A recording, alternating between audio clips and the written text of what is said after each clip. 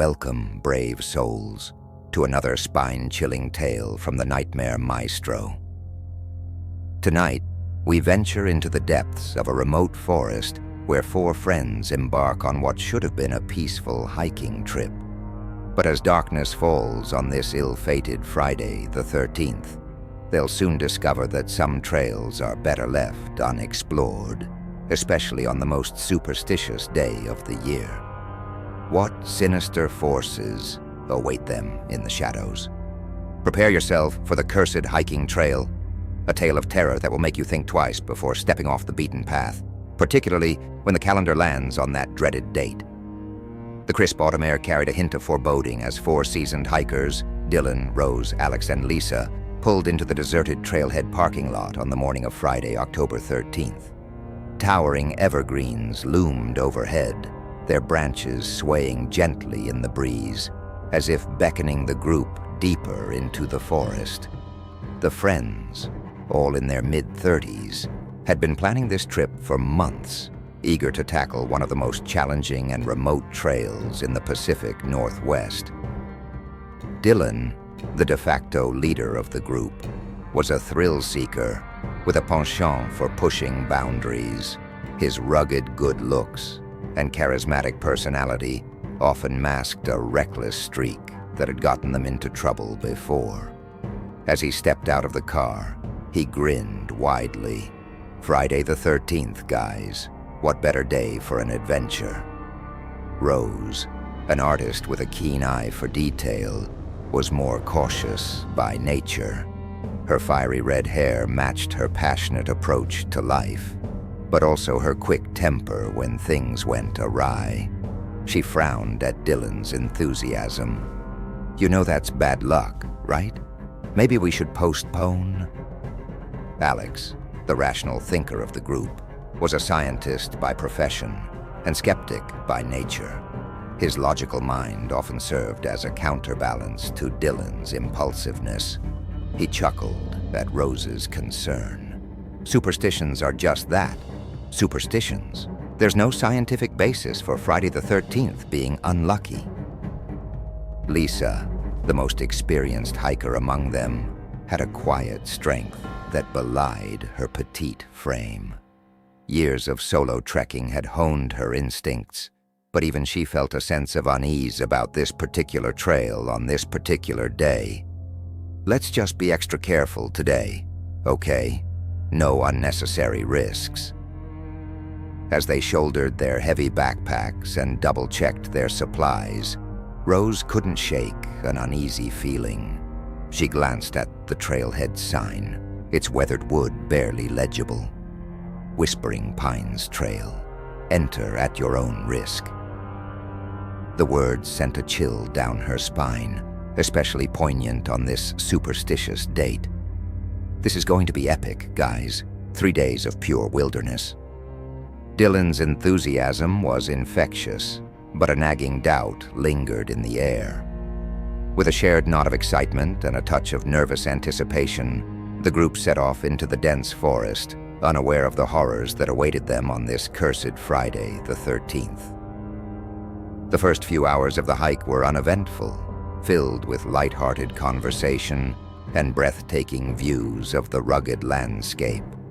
As they ventured deeper into the wilderness, however, an oppressive silence began to settle over the forest. The usual chirping of birds and rustling of small animals had vanished, replaced by an eerie stillness that seemed to swallow every sound. Dylan, leading the group, was the first to notice something amiss. His eyes were drawn to a peculiar Dylaning on a nearby tree, a crude symbol carved deep into the bark, its edges oozing with fresh sap. He called the others over, and they huddled around the tree, exchanging worried glances.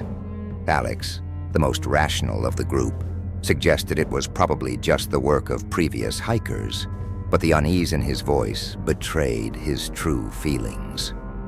It's fresh, he muttered, running his fingers over the damp sap. Whoever did this can't be far ahead. Rose's artistic eye caught the details of the symbol.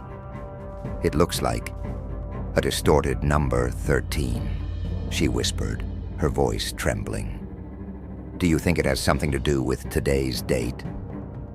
As they pressed on, more symbols appeared, each one more intricate and disturbing than the last. The forest seemed to close in around them, the trees growing denser and the underbrush more tangled with each step. The once clear trail began to fade, leaving them questioning whether they were still on the right path. Lisa, usually confident in her navigation skills, found herself second-guessing every turn. The map they had seemed increasingly useless, as if the very landscape was shifting around them. I don't understand, she muttered, frustration evident in her voice. It's like the trail is changing. Is this some kind of Friday the 13th curse? As the day wore on, the group's initial excitement gave way to a growing sense of unease. Strange occurrences began to plague their journey. Equipment malfunctions, unexplained noises, and fleeting shadows at the edge of their vision. Each incident seemed to coincide with the chiming of someone's watch at 13 minutes past the hour, a chilling reminder of the date's significance. The air grew thick and heavy, making it difficult to breathe. Dylan's enthusiasm began to wane as the reality of their situation set in. Maybe we should turn back, he suggested, a note of uncertainty creeping into his voice. But as they turned to retrace their steps, they found the path behind them had vanished, swallowed up by the ever-thickening forest. As darkness began to fall, Rose pointed to a break in the trees ahead. Look, is that a cabin? The sight of potential shelter brought a momentary sense of relief, but as they approached, they couldn't shake the feeling that they were walking into something far worse than being lost in the woods on Friday the 13th. As the sun dipped below the horizon, painting the sky in ominous shades of red and purple, the group realized they were hopelessly lost.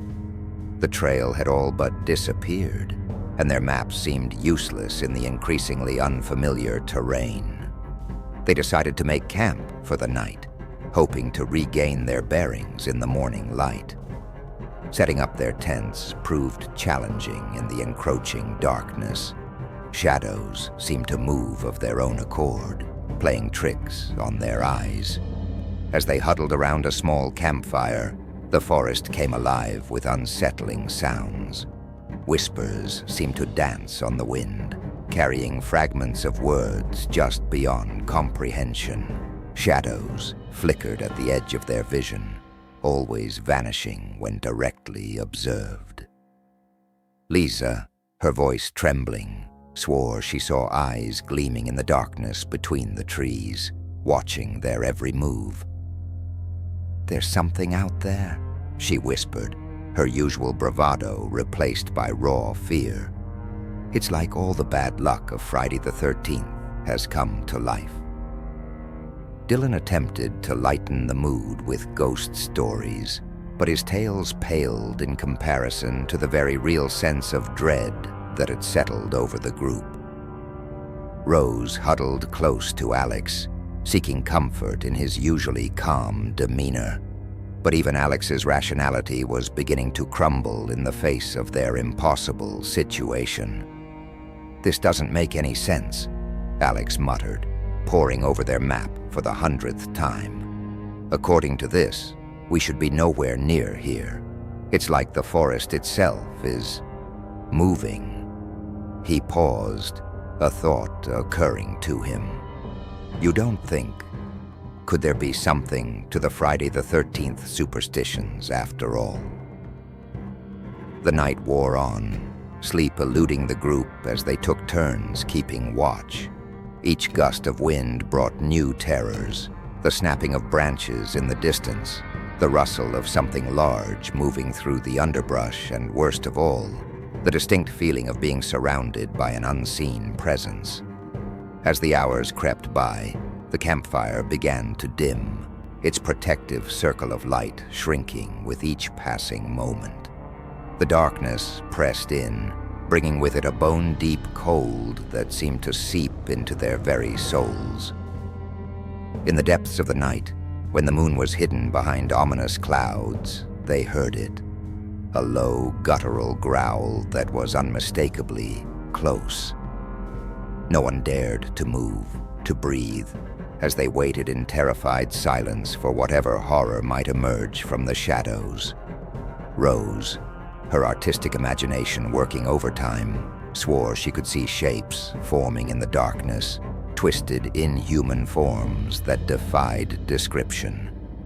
Alex tried to rationalize what they were experiencing, but his scientific mind struggled to explain the inexplicable. Dylan's bravado had all but evaporated, replaced by a primal fear that left him paralyzed. Lisa, drawing on her years of wilderness experience, knew that whatever was out there was like nothing she had ever encountered before. As dawn approached, a thick, unnatural mist began to roll through the camp, obscuring their vision and muffling sounds. The temperature dropped further, their breath forming icy clouds in the air. The forest around them creaked and groaned, as if the very trees were shifting, closing in around them. And through it all, they couldn't shake the feeling that this was more than just bad luck. It was as if Friday the 13th itself had come alive, determined to claim them as its victims. With the first light of dawn on this cursed Friday the 13th, the group broke camp, desperate to find their way back to civilization. But as they stumbled through the forest, it became clear that something was terribly wrong. The trees seemed to shift and move when no one was looking directly at them, creating an ever-changing maze that defied logic and reason. Tensions ran high. As accusations of poor navigation and reckless decision-making flew between the friends, Rose, her nerves frayed, lashed out at Dylan for insisting on this particular trail despite the warnings. You just had to pick the most dangerous hike, didn't you? Always pushing for the next thrill, and on Friday the 13th of all days. Dylan, his own fear manifesting as anger, shot back. "Oh, like you didn't agree to come? Don't blame me for your own choices." He paused, running a hand through his disheveled hair. "Besides, it's just a date. It doesn't mean anything, right?" Alex tried to maintain calm, but his usual rationality was crumbling in the face of their impossible situation. He found himself jumping at every sound, his scientific mind struggling to explain the inexplicable events unfolding around them. "There has to be a logical explanation," he muttered, more to himself than the others. Shared hallucinations, maybe? Some kind of toxic spore in the air? Lisa had grown quiet, her eyes darting nervously from tree to tree, as if expecting something to leap out at any moment. Her silence was perhaps the most unnerving change of all. When she finally spoke, her voice was barely above a whisper. "I've heard stories. Old legends about forests that come alive on certain days when the veil between worlds is thin. What if Friday the 13th is one of those days?" As the day wore on, their water supplies dwindled and hunger gnawed at their bellies.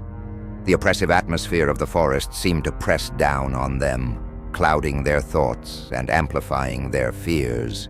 Each rustle in the underbrush, each snapping twig, sent their hearts racing. They were no longer just lost hikers. They were prey, being hunted by something they couldn't see or understand. Strange visions began to plague them.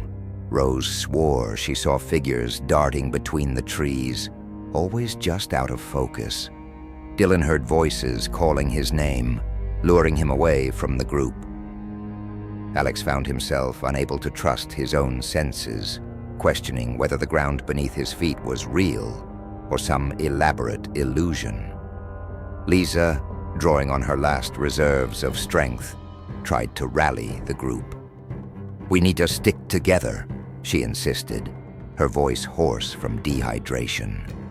"Whatever's out there, It's trying to separate us. We can't let that happen." But even as she spoke, she could feel the forest's malevolent presence pressing in on them, testing their resolve, looking for weaknesses to exploit. As they pushed on, the forest seemed to be herding them, subtle changes in the terrain, forcing them down a path not of their choosing. The symbols on the trees grew more frequent and more disturbing, their designs now resembling grotesque faces, twisted in agony. The very air seemed charged with malevolent energy, making it hard to breathe, to think, to maintain any semblance of sanity.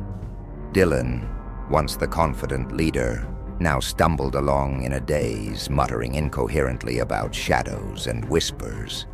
Rose's artistic sensitivity had become a curse, her mind overwhelmed by the nightmarish imagery surrounding them. Alex's logical mind was in revolt, unable to reconcile what he was experiencing with what he knew to be possible. And Lisa, for all her experience, felt like a child lost in a dark and dangerous world she no longer understood. As night began to fall once more, the group's hope of escape dwindled.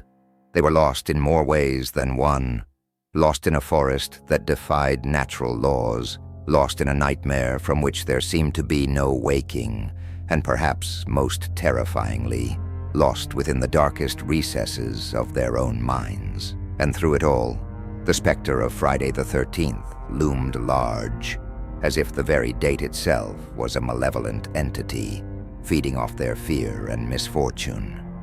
Just as despair threatened to overwhelm them, the group stumbled upon a small clearing. In the center stood a dilapidated cabin, its windows dark and shutters hanging askew. Despite its ominous appearance, it represented their first sign of human habitation in days. With no other options, they cautiously approached. The cabin's exterior was a nightmarish tableau. Bones and feathers hung from the eaves, swaying gently in a breeze they couldn't feel. The wood of the structure seemed to pulse with an inner light, as if it were alive and breathing. Dylan reached for the door handle, his hand trembling. As his fingers touched the cold metal, a shock ran through his body, and for a brief moment, he saw flashes of all those who had come before, lost souls lured to this very spot on countless Friday the 13th throughout history. Pushing aside their terror, the group entered the cabin. The interior was a nightmare brought to life. Grotesque symbols covered the walls, mirroring those they had seen carved into the trees. The air was thick with the metallic scent of blood and the musty odor of decay. Scattered about were old photographs and newspaper clippings, detailing the disappearances of other hikers over the years, all on Friday the 13th. Rose, her artistic eye drawn to the macabre displays, began to decipher the symbols. "It's a ritual," she whispered, her voice hoarse with fear. "Something ancient, something hungry, and it wakes up every Friday the 13th to feed." As they pieced together the horrifying puzzle, they realized they had stumbled into the lair of something ancient and malevolent, a force that had been luring unsuspecting victims into these woods for decades, always on this cursed date. Alex found a journal, its pages filled with the ramblings of a previous victim. The entries spoke of a presence in the forest, an entity that fed on fear and despair, growing stronger with each Friday the 13th that passed. The final pages were a frantic scrawl, describing a transformation that turned his stomach. Lisa discovered a map that seemed to show the true nature of the forest, a spiral pattern with the cabin at its center, like a web designed to trap them. But what chilled her to the bone was the realization that the spiral seemed to shift and change, reconfiguring itself every Friday the 13th to ensnare new victims. Dylan, drawn to a dusty mirror in the corner, let out a strangled cry. His reflection showed not his face, but a twisted, inhuman visage that grinned back at him with too many teeth. Above the mirror, carved into the wood, were the words, "Every Friday the 13th, the forest hungers. Every Friday the 13th, the forest feeds." The cabin seemed to react to their presence, the symbols on the walls beginning to glow with an eerie, pulsing light. The temperature dropped dramatically, their breath visible in the suddenly frigid air. A low humming filled their ears, growing in intensity until it threatened to drive them mad. Rose, her hands shaking, pieced together scraps of paper she found scattered around the cabin. "It's not just a place," she said, her voice barely audible over the humming. "It's alive. The forest, the cabin, all of it. And it's hungry. Friday the 13th is when it wakes up to feed." As if in response to her words, the cabin began to tremble. The walls seemed to breathe, expanding and contracting like the chest of some enormous beast. The symbols on the walls writhed and twisted, forming new and terrifying patterns that seared themselves into the hikers' minds. A bone-chilling howl echoed through the forest, closer than any sound they had heard before. The group froze, eyes wide with terror as they realized the truth. They hadn't found shelter. They had walked right into a trap, one that had been waiting for them since the moment they set foot on this cursed trail on Friday the 13th. As night fell once more, the entity that had been stalking them finally revealed itself. It emerged from the shadows, a writhing mass of darkness that seemed to absorb all light around it. Formless yet terrifyingly present, it brought with it a wave of primal fear that threatened to shatter their sanity. The cabin creaked and groaned, the walls seeming to breathe as the entity pressed in from all sides. The symbols on the walls began to glow with an unholy light, pulsing in rhythm with the group's racing hearts. Each pulse brought flashes of nightmarish visions, glimpses of other worlds, of unspeakable horrors, of fates worse than death. And through it all, the number 13 appeared again and again, a constant reminder of the cursed date that had sealed their fate. Dylan was the first to break, his mind unable to comprehend the reality before him. He fell to his knees, eyes wide and unseeing, as the entity began to seep into him. "I'm sorry," he whimpered. "I should have listened, should have known better than to come here on Friday the 13th. Rose screamed, the sound piercing through the supernatural silence that had fallen over the forest. Her cry seemed to snap the others out of their terror-induced paralysis. "We have to get out of here," she yelled, grabbing Dylan's arm and hauling him to his feet. The friends ran, crashing through the underbrush with reckless abandon. Branches whipped at their faces, roots threatened to trip them at every step. But still they ran. The entity pursued, always just behind them. Its presence felt more than seen. Trees creaked and groaned, bending inward as if trying to block their escape. Alex stumbled, his foot caught in a tangle of roots that seemed to move with purposeful malice. As he fell, he felt the cold touch of the entity on his ankle. In that moment, he saw the truth of their situation. The forest was alive, had always been alive, a vast organism with the cabin as its heart and the entity as its soul. And Friday the 13th was the day it awoke to feed. In a moment of desperate clarity, Rose remembered an old story about warding off evil spirits. She fumbled in her pack for a lighter and a handful of sage she had brought for the campfire. As they ran, she lit the herbs, the pungent smoke trailing behind them like a protective veil. 13 steps forward, 1 step back, she chanted, remembering an old superstition. 13 steps forward, 1 step back. Whether by luck or some greater power, the smoke and the chant seemed to slow the entity, giving them the precious seconds they needed to break free of the forest's grasp. The entity's howls of rage echoed behind them. a promise of retribution if they were caught. Lisa, drawing on reserves of strength she didn't know she possessed, led the charge through the twisting paths. Her instincts, honed by years in the wilderness, guided them, even as the forest tried to confuse and misdirect. "Look!" she shouted, pointing ahead. "I can see lights!" With a final burst of energy born of sheer desperation, they sprinted towards the opening in the trees. The entity's screams of fury and frustration grew louder, closer, as if making one last attempt to claim its prey before the stroke of midnight ended its reign of terror. As they burst out of the tree line and onto the road, the first rays of sunlight crested the horizon, signaling the dawn of Saturday the 14th. They collapsed onto the asphalt, gasping for breath and hardly daring to believe they had survived the nightmarish Friday the 13th. A passing motorist stopped to help, shocked by their battered and wild-eyed appearance. In the days that followed, as they tried to process their ordeal, the friends found that parts of their experience defied explanation. The authorities searched the area but found no trace of the cabin or the symbols they had seen. Their story was dismissed as a shared delusion brought on by dehydration and exposure, with some skeptics suggesting that the date, Friday the 13th, had played tricks on their minds. But they knew the truth.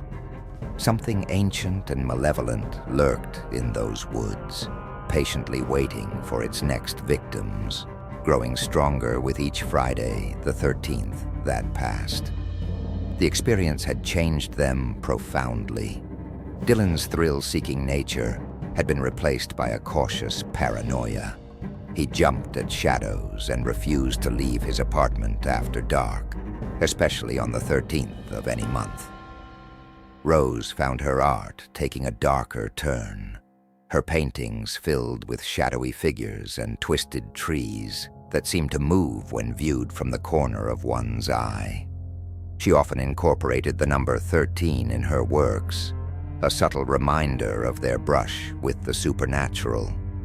Alex's rational worldview had been shattered, leaving him questioning everything he thought he knew about reality and the power of superstition. He threw himself into researching folklore and the occult, desperate to make sense of what they had encountered. His colleagues worried as he began to arrange his lab equipment in groups of 13, muttering about warding off bad luck. Lisa, once at home in the wilderness, now felt uneasy, even in well-traveled parks. She sold her hiking gear and moved to the city, surrounding herself with the comforting hum of civilization. But every Friday the 13th, she found herself drawn to the edge of the nearest forest, staring into the trees with a mixture of fear and longing, as if some part of her had been left behind in those dark woods. As they went their separate ways, forever changed by their encounter, they carried with them a warning. Some trails are cursed, some forests are hungry, and sometimes the greatest horror is the one you can't quite see, lurking just beyond the firelight, waiting for you to take one step too far into the darkness, especially on the most ill-fated day of the year. In quiet moments, when the wind whispers through the trees and shadows grow long, they remember. They remember the feeling of being watched, hunted, almost consumed by an ancient evil that awoke on Friday the 13th. And they wonder, with a shudder of fear, how many others have been lost to the hungry forest, their stories untold, their fates unknown. In the depths of the forest, where shadows live and nightmares breathe, remember, not all who wander are lost, but some are lured to their doom, particularly when the calendar aligns with ancient, malevolent forces. So the next time Friday the 13th rolls around and you find yourself near a forest, ask yourself, is it really just superstition? Or is something calling you, drawing you in, waiting to make you a part of its eternal, terrifying story? Sleep well, dear listeners, and may your dreams be free of dark woods, watching eyes, and the dread of Friday the 13th. But remember, in the world of the Nightmare Maestro, even your deepest fears can come to life, and some dates are more dangerous than others. Subscribe for more chilling tales from the Nightmare Maestro, where your nightmares are just the beginning.